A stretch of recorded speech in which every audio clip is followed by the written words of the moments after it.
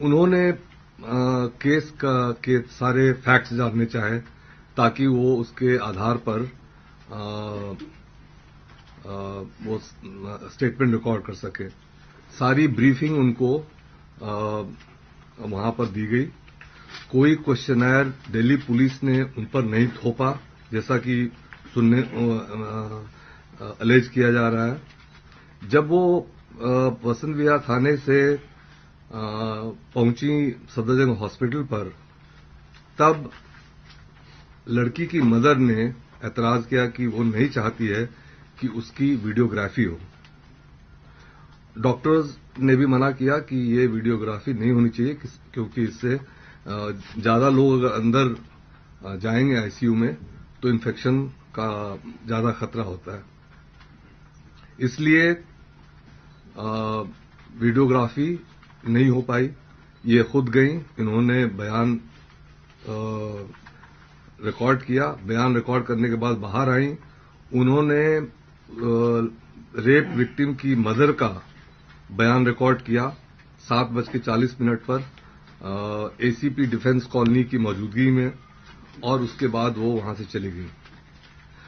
अब ये कहा जा रहा है कि पुलिस ने दबाव डाला, पुलिस ने ये किया, पुलिस ने वो किया।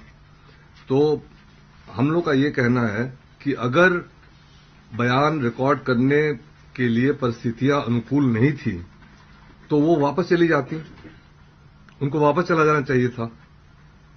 उन्होंने बयान रिकॉर्ड किया, उस लड़की का भी किया, उसकी मदर का भी किया, और चली गई। कोई हम लोगों को कोई शिकायत, कोई सूचना, किसी किस्म की कोई चीज नहीं दी गई।